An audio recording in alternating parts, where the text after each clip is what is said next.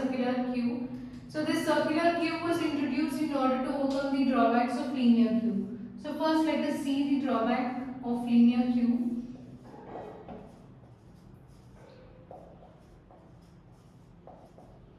So assume that these two values are deleted and now front is pointing to location 3 whereas rear is pointing to location 5, location 4. So now there are two more elements to be inserted. Okay, so even though we have space here at the front, we can't insert this 6 and 7 here. Okay, that is the main drawback. So we can't make use of the space at front even though the space is free. So in order to overcome this drawback, this circular queue was developed and circular queue representation is C. It looks like this with multiple locations 0, 1, 2, 3, 4, 5. So how can we overcome the drawback of linear queue here? So here, earlier I inserted values as 1, 2, 3, 4, 5, 6. So values are inserted and say suppose these two elements are deleted from Q and rear is pointing to this location. So if I want to insert new value, then I can insert it at this location 0. So 7 can be inserted here and 8 can be inserted in next location like that. So whenever value is deleted in that location, we can insert new element. Okay, thus we can make use of the space efficiently. Whereas in linear queue it's not possible. So that's the advantage of circular queue. So now we'll see how to write logic for this. So just like how we have various functions like Enqueue. So we have functions like Enqueue, DQ, operations, and methods like isEmpty, isFull. So we have these operations in linear queue. Same operations can be used in circular queue also. So Enqueue is used to insert an element into the circular queue. DQ for deleting, isEmpty to check whether the circular queue is empty, and isFull is used to check whether the circular queue is full. So this is also called as ring buffer, as it is represented in the form of a ring like this. So now let us see how to write these two methods. So first boolean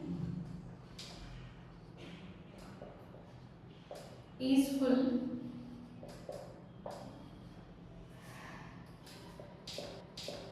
So if front equal to 0 and rear equal to size minus 1, return true. So this is a condition which we used in normal linear queue also. And the other condition is if front equal to rear plus 1, then also we can see that queue is full. So return true. Else return false.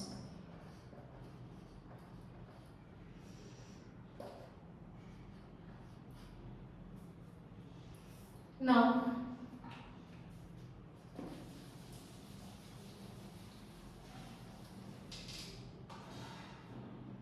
so this is nothing but front equal to 0 and rear equal to size minus 1. Then in that case queue is full. Or if front equal to rear plus 1. So this can even be taken like this. So front is before rear. So in that condition also we can say that queue is full.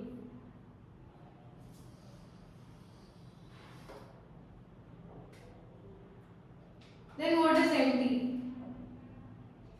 So boolean is empty if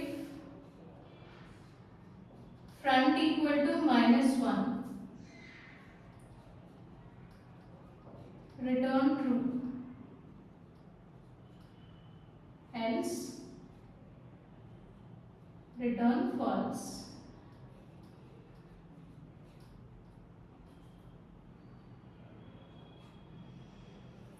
So if front value is -1, so initial value front and rear they are -1 in any queue. Okay. So if it reaches the old value or initial value again, then we can say that queue is empty and there is nothing to be deleted from the queue.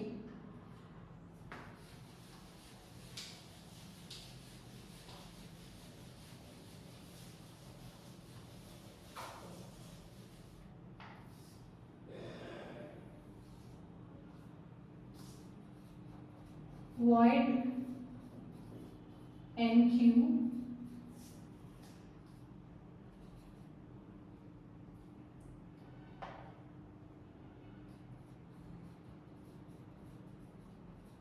if you want you will pass element.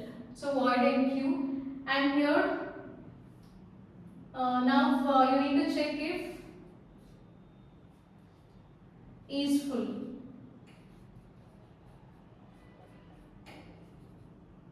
If queue is full, then in that case system.out.println you will get output as queue is full. Then if front equal to -1, then make this front equal to 0, and now rear equal to rear plus 1 mod size. So now after this you need to insert element into items of rear into array. Okay. Then return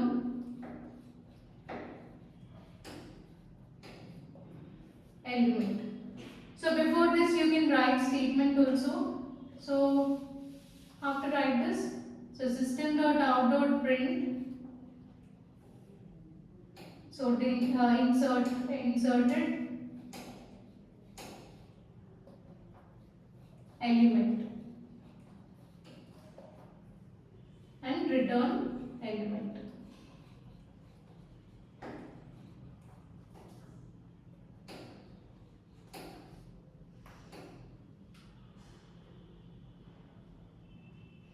Okay.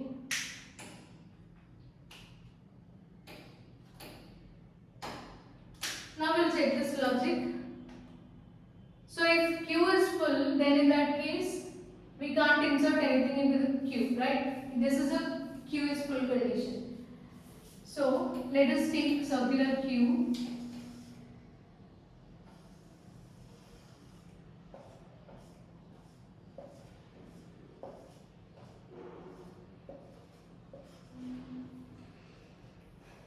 Okay, so take this queue, and now if front equal to -1, then in that case, so initial values we already know, initial values of front and rear are -1.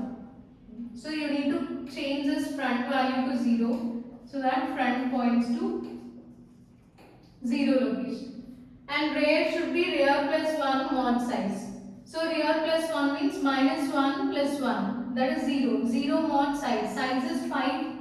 So 0 mod size is 0.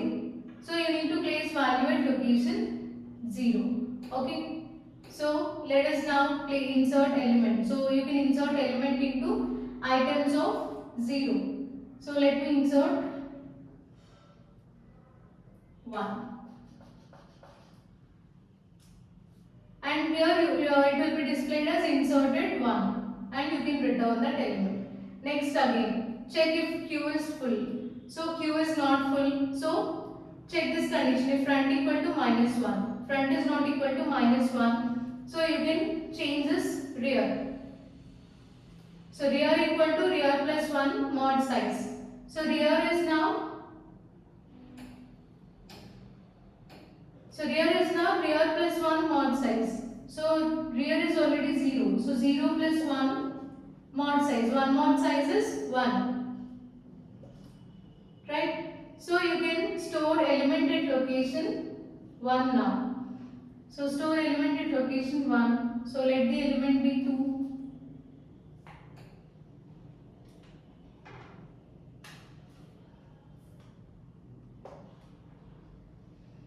Element 1 is inserted here and we inserted 2. So here we will print that element and return that element. Next again, check if Q is full, Q is not full. So same process. Here you need to change rear value. So front is still 0 only. Okay. So no need to change that. And rear equal to rear plus 1 mod size. So 1 plus 1 mod size. So that is nothing but 2. 2 mod 5 is 2 only. So you can insert new element at location 2. Similarly again at location 3 insert value 4. At location 4 insert value 5.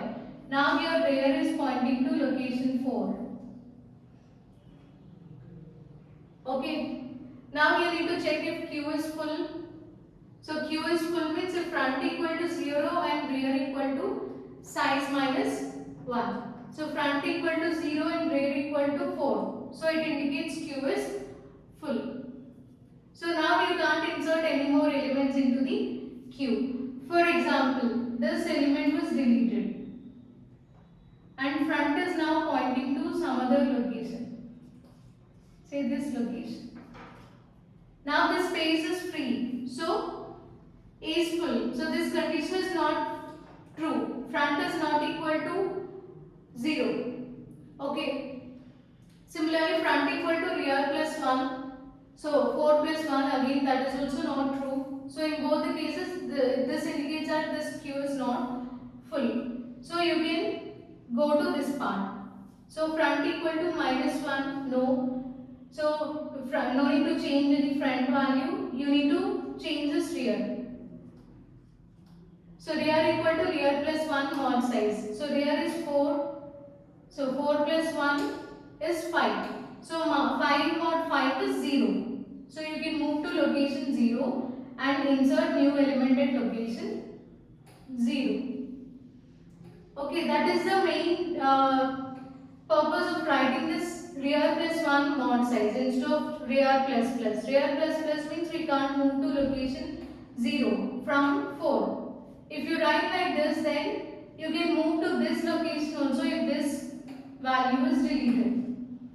If front is pointing to this location, for example, and now this space is free, then you can again check this and rear value it is pointing to 0, again 0 plus 1 mod 5. So 1 mod 5 means it gives you location 1. So you can insert new element 7. Like that you can insert whenever the Q is full, you can insert elements into the Q. So that is the advantage of circular queue. And this is about how to insert elements into circular queue.